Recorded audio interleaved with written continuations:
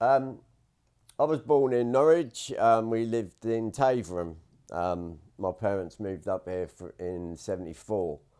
My dad was doing a lot of work for Bernard Matthews, and houses were cheaper and getting out of London and that.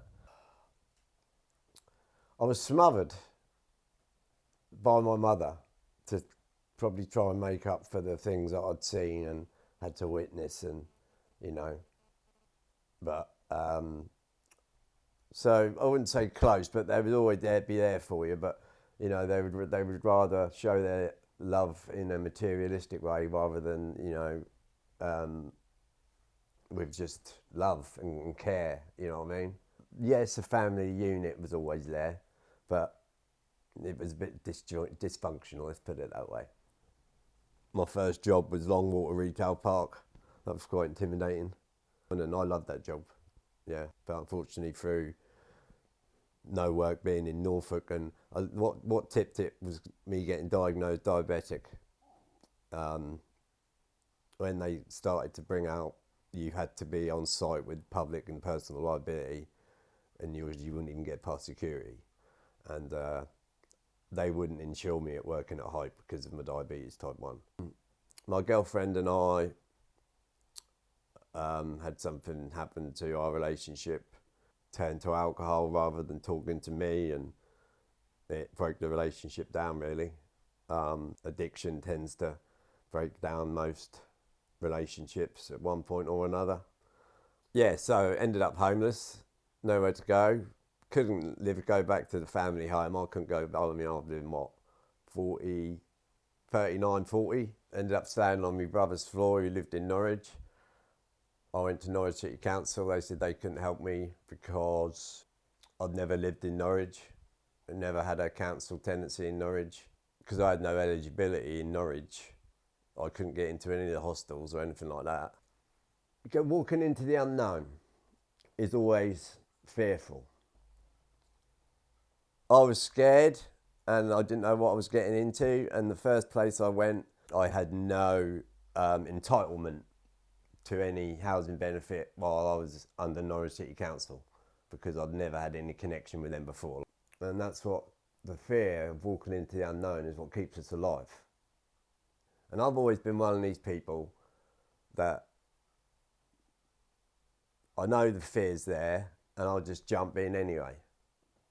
You know, you got to take a leap. But I was scared. I didn't know what help was out there. I didn't know about the food that you could get.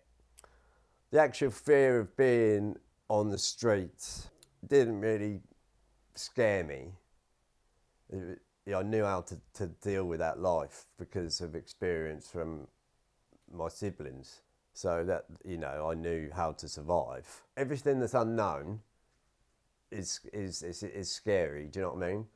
But you just got to push through that. I used to sleep on Chatfield Garden in the bushes. I didn't like sleeping in doorways. There's always a threat that you're vulnerable out there in a busy doorway. People come out of the clubs 2, 3 o'clock in the morning. Yeah, we'll get some, give you 20 quid. Also some that'll give you a kick in the head while you're laying there asleep. There's a big stigma about people being homeless, but there's a very true saying, you should never judge a person until you've walked a mile in their shoes. And that's very relevant when it comes to homeless people. Biggest struggle would have been getting a bed, you know, in a hostel. What were the biggest struggles when I was homeless? They're multiple and tenfold. Every day there's a different struggle. You know, someone could be in your spot. You've got to protect what's yours. When all the shops are shut, that's when everyone comes out and does their little thing. And, you know, you get robbed, you get, you know, stabbed.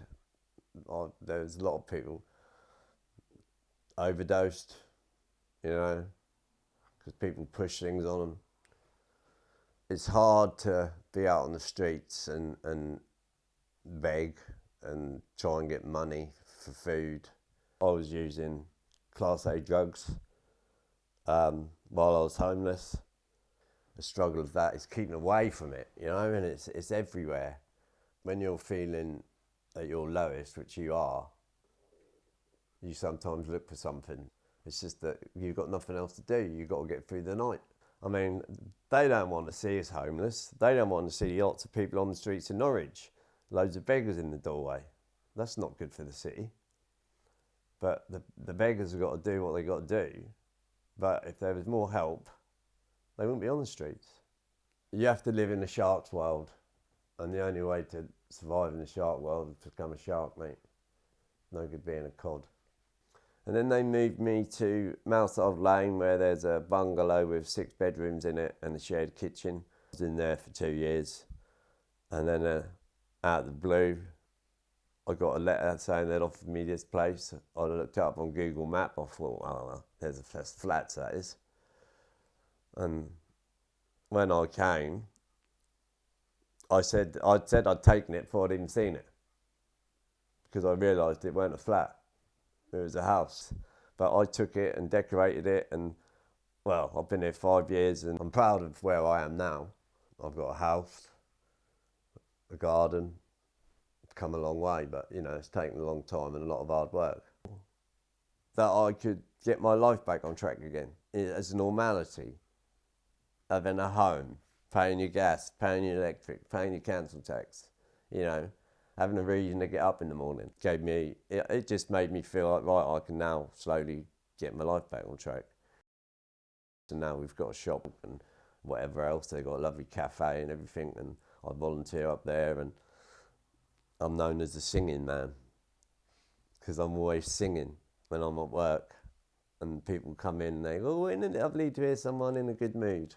Well, is there any other mood to be in? What's there to be in a bad mood about? Oh, I've got a lovely house, all right, you know, do with the dust. But it's amazing how life's different and people notice. And I couldn't be happier, but they need more help.